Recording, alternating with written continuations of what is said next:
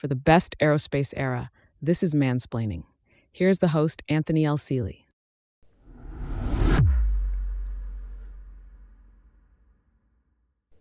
Ladies and gentlemen, welcome. In aviation, there are many trailblazers that have been lost in the fray of history over the last 100 or so years. This is why I created Mansplaining, to give those forgotten aviation and space legends the time they deserve. Our subject today had to overcome many barriers and travel across the earth to achieve his goal of living in Paris, France. However, the Great War threatened this dream. From a small town in Georgia, then across the Atlantic, to the trenches in Europe, then to the air over enemy territory. This is the remarkable story of the first African American fighter pilot, Eugene Bullard.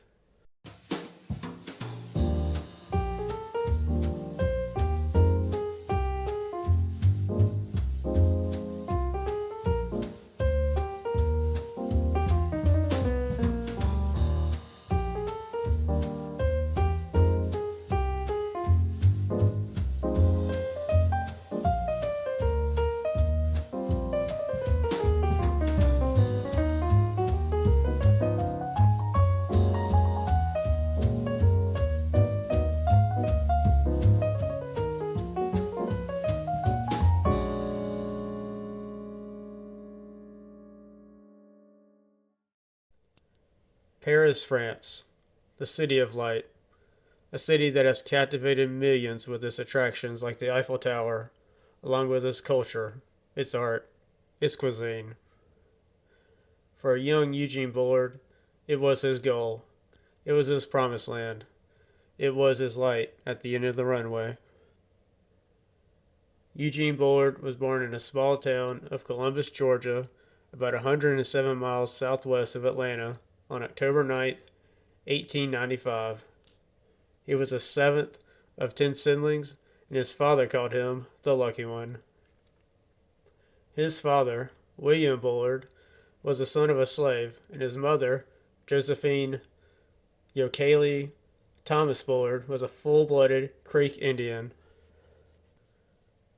As you can imagine, just 30 years after the Civil War, America, including the state of Georgia, was not exactly the land of opportunity for a young boy who was half black and half Native American. Young Eugene learned this at a young age. Here's a story from his youth that Bullard shares in his biography, All Blood Runs Red, involving his father, that solidified his motivation to leave for a better life. Bullard's father, William, was big in stature with a very strong work ethic. One place he worked was on the docks on the Chattahoochee River in Columbus, Georgia. His employer, Mr. Bradley, seemed to be fair boss. However, some of his white co-workers were not so friendly, one in particular. One day, William came home and told Eugene and his brothers and sisters to hide and not make a sound.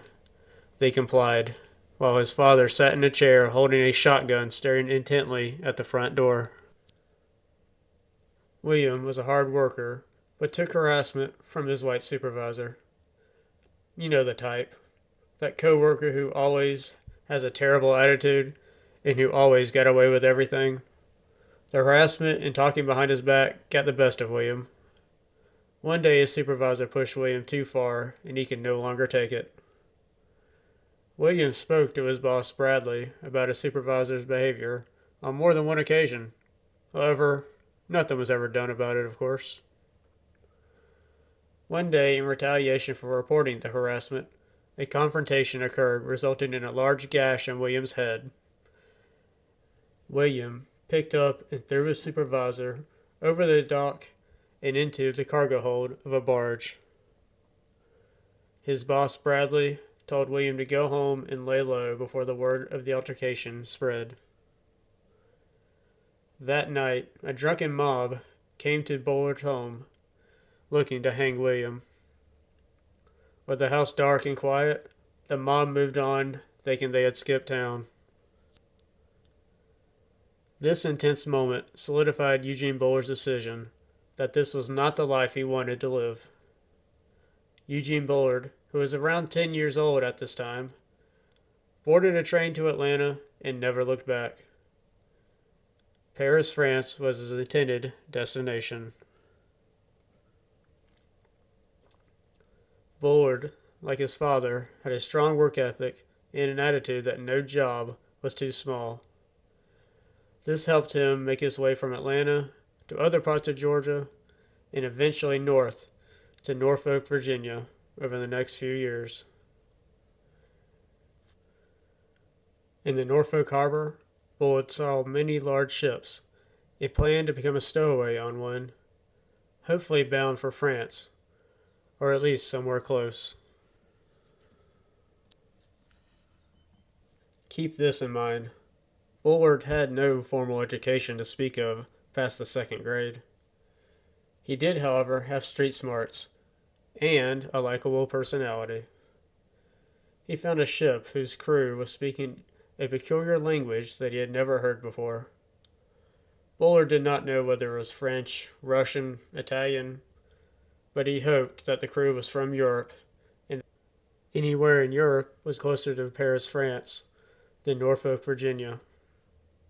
The ship, the Harta Russ, turned out to be a German vessel, and at least headed east in the right direction. To get on the good side of the crew, he ran errands in port for members of the crew who could speak some broken English. He fetched some small supplies or delivered messages to some of the women in port for the crew. Days later, the Harta Russ left port in Norfolk with an unknown passenger.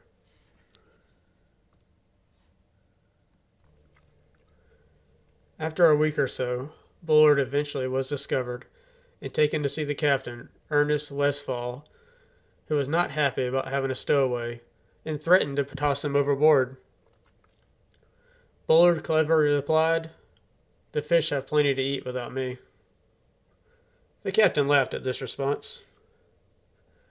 The crew took a liking to their stowaway. He put himself to work on the ship and even learned some German along on the voyage.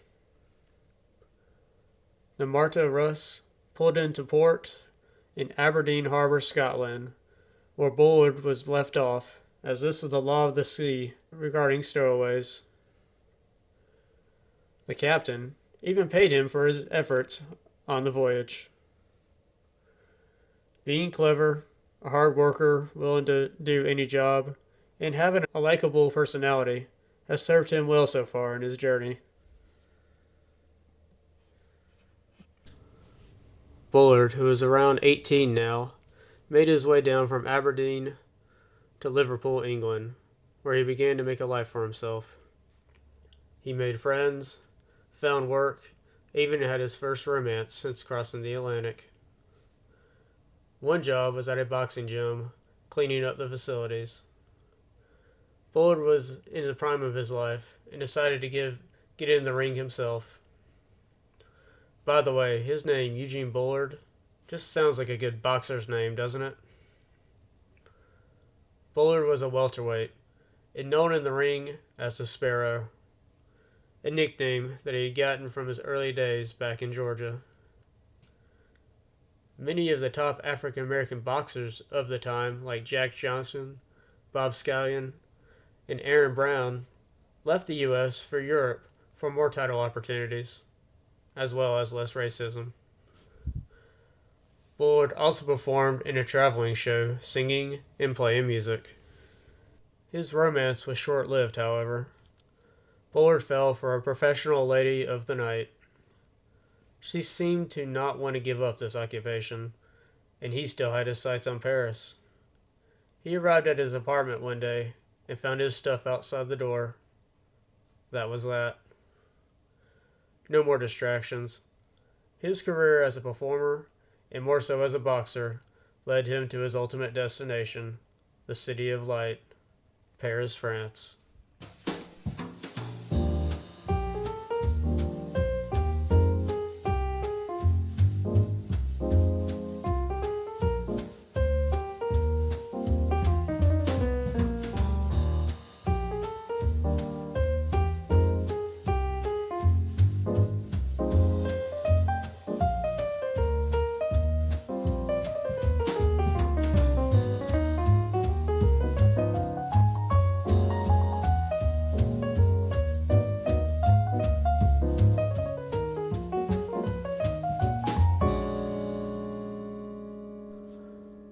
Against all odds, Eugene Bullard had made it. The year is 1914, and Bullard was 19. He learned to speak some French. He made some friends, found work, and made enough for a place of his own in the city of his dreams, far from Columbus, Georgia. Bullard really enjoyed the nightlife, hopping from bars to clubs. He seemed to not face near as much racism. It was everything he had hoped for. Unfortunately, the global outbreak of war was on the horizon. This unprecedented conflict threatened his new home. The Great War pinned France, along with the United Kingdom, Russia, Italy, the United States, and Japan, against Germany, Austria-Hungary, Bulgaria, and the Ottoman Empire, an unprecedented global conflict. Bullard came too far just to let his new home fall. He wanted to fight and defend Paris. He would need to join the French Foreign Legion. He went into a recruiting office, but think about this. Bullard had no papers, no birth certificate, nothing except his word. He was an able body, willing to fight for France, and that was good enough for the French, who needed all the help they could get. You have to show more ID to buy a beer or a shot of whiskey today than Bullard had to show to join the French Foreign Legion. Think about that. The French Foreign Legion consisted of men from many different nations and backgrounds, including Ivy League Americans who left home because they felt the U.S. should enter the war at the onset. Others just had problems with their spouses and thought France would be a good escape. Some more affluent men even shipped their own airplane across the Atlantic to help France fight in the air. There have been many great movies that have tried to show the conditions in the trenches of the Great War, like 1917 or All's Quiet on the Western Front, for example. I think the phrase hell on earth is warranted here for Bullard's experience. An experience he shared as a member of the 3rd Marching Regiment. He and the others hunkered down in a trench.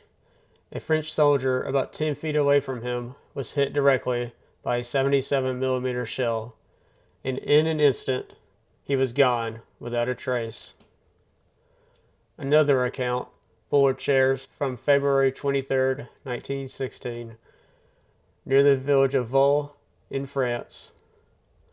Now a corporal in the 170th Infantry, Bullard's company were on the way back to the trenches when they were attacked by artillery fire.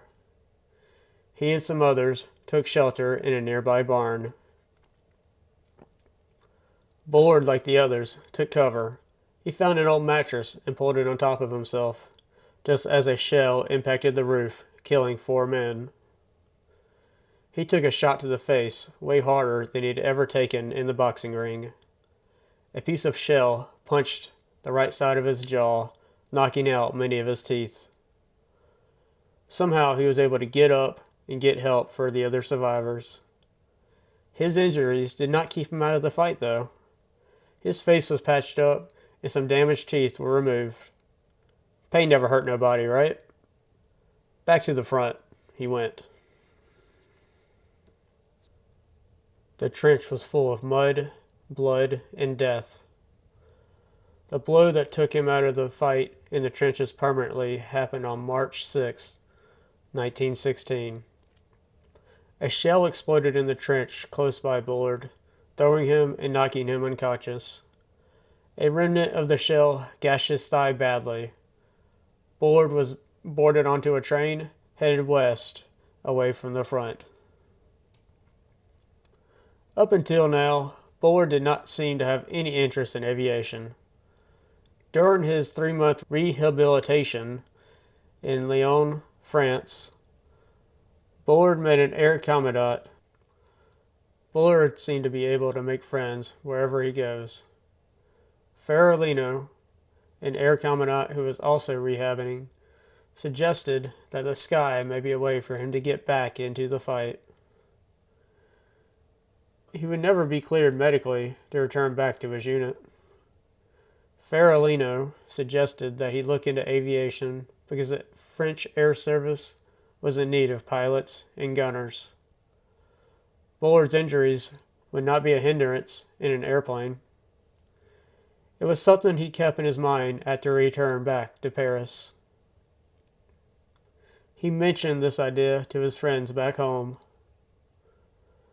During a night out, dining and drinking, one of his friends named Dixon said, "You know, there aren't any," I'm going to replace this term here and say black men, "in aviation." Bullard's reply, "Sure I do. That's why I want to get into it." Dixon bet him that the French military would not let him become a pilot. Bullard took that bet. He successfully transferred to the French Air Service and completed 6 months training. And on May 5th, 1917, thanks in part to his connection to Air Commandant Ferrolino, who helped pull some strings for him, Bullard earned his wings. There was some unfinished business to attend to before his first mission in the air. Bullard needed to collect on the bet. Now I want you to picture this.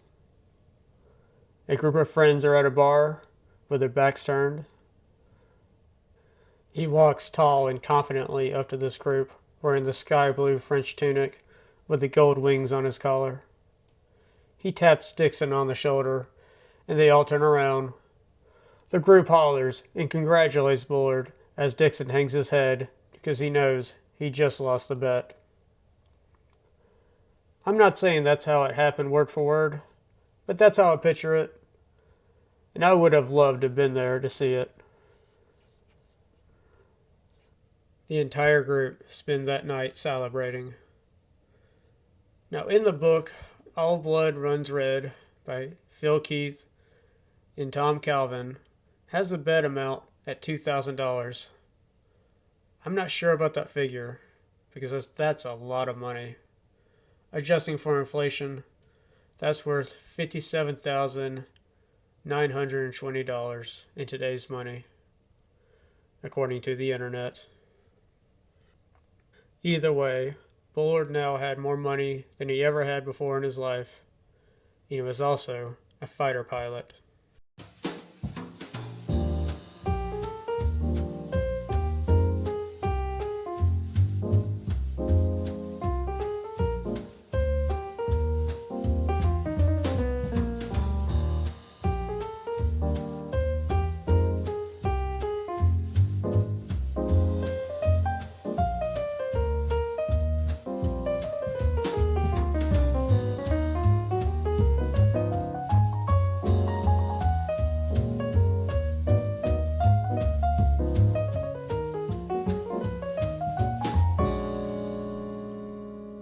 On the morning of September 8, 1917, Bullard climbed into the single-seat cockpit of his SPAD-13 for his first combat mission over enemy territory.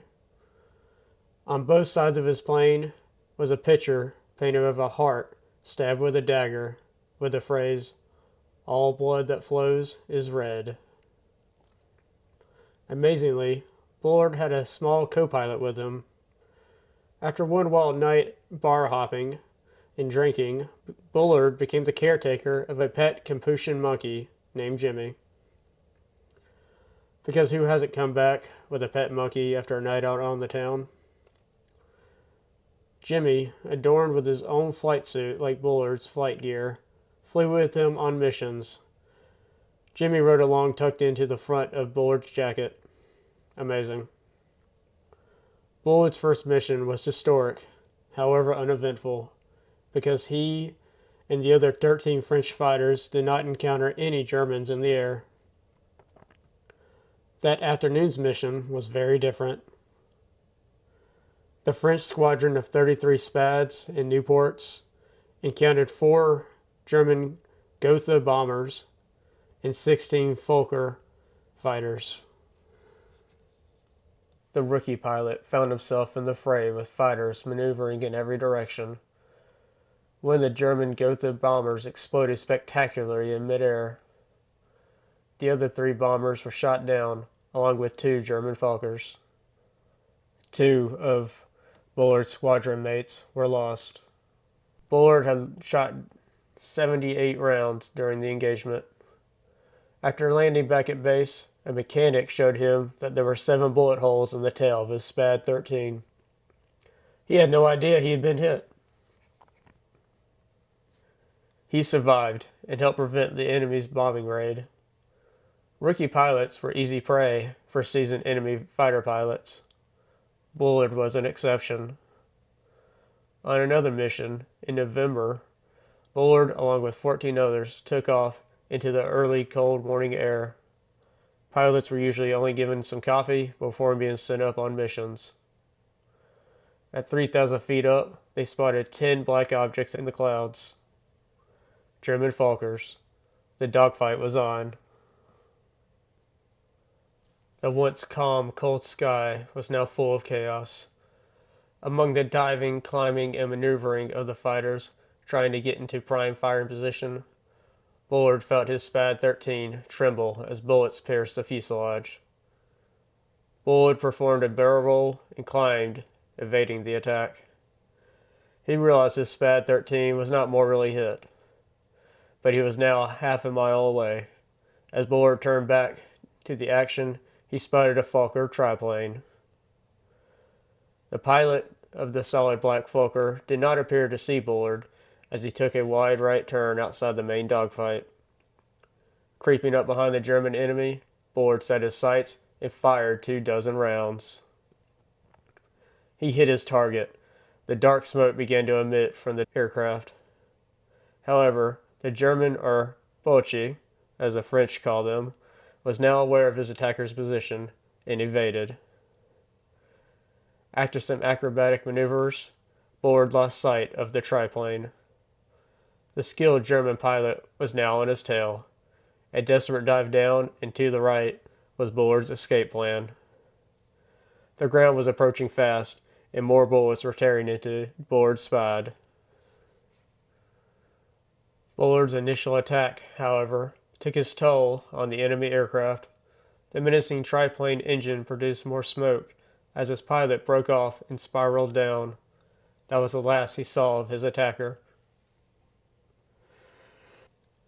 Bullard was not out of the woods yet, now only 300 feet up above enemy territory.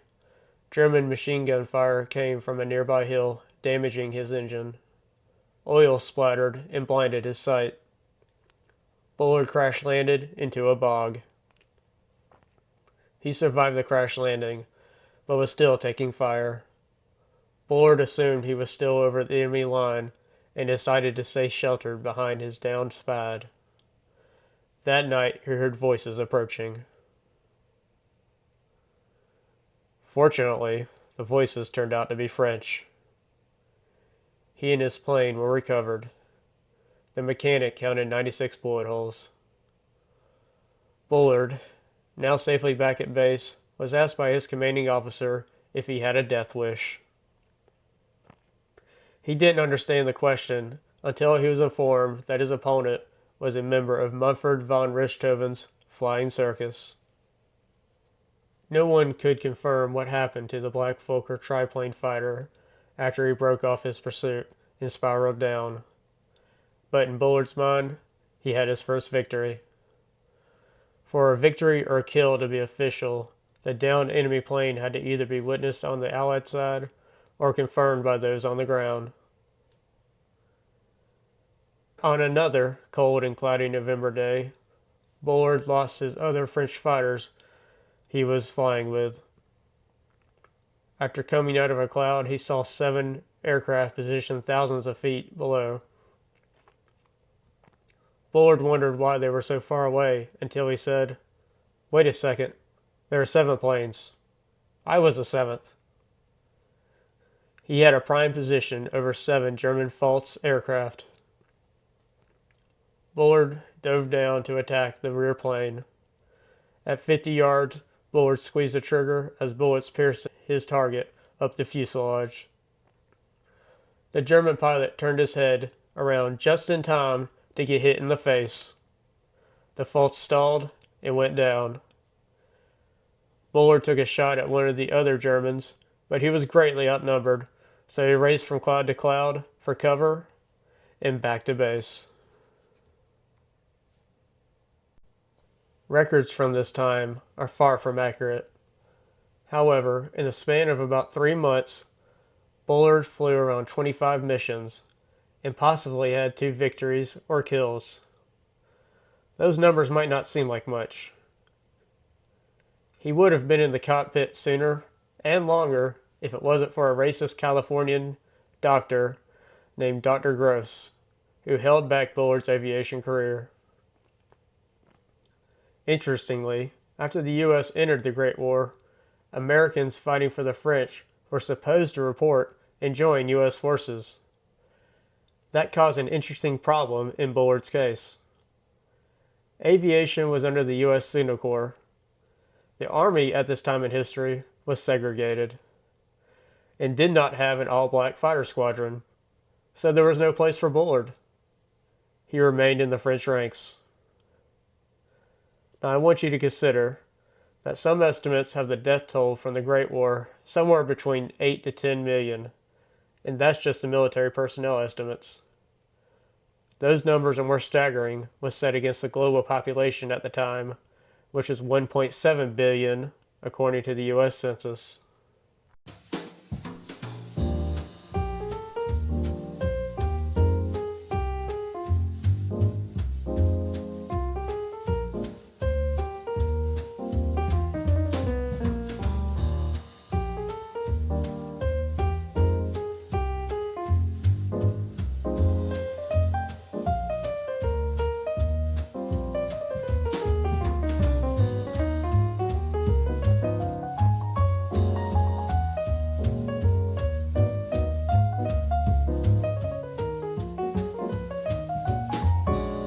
Bullard did not become one of those lost in the war, and we are able to marvel at his story over 100 years later.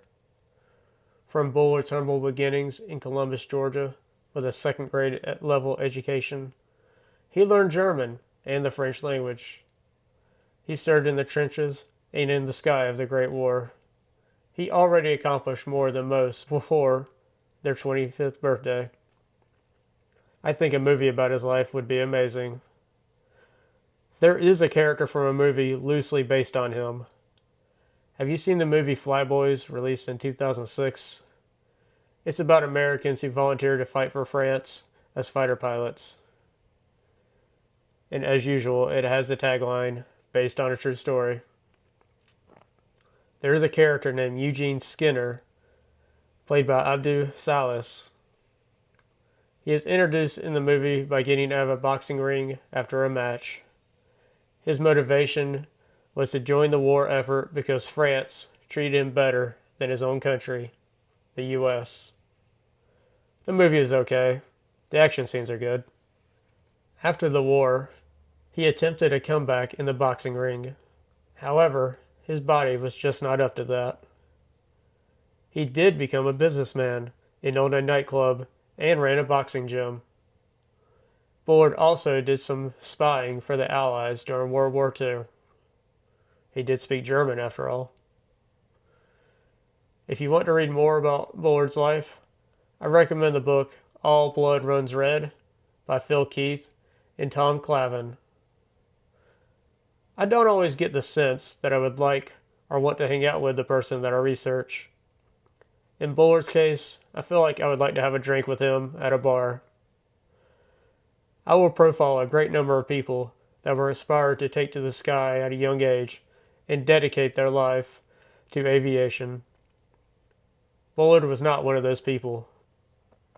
For him, becoming a pilot was just another way to stay in the fight and defend France. Also, because a friend bet him that he couldn't do it. Stories like Bullard's from the best aerospace era are the kind of amazing stories that you will get here on Mansplaining. Have you heard of Eugene Bullard before? Did you learn about him in school or college? Let me know. Thank you so much for listening. Remember, there's always a light at the end of the runway. Follow Mansplaining for more stories from the best aerospace era, or go to bestaerospaceera.com or find us on social media.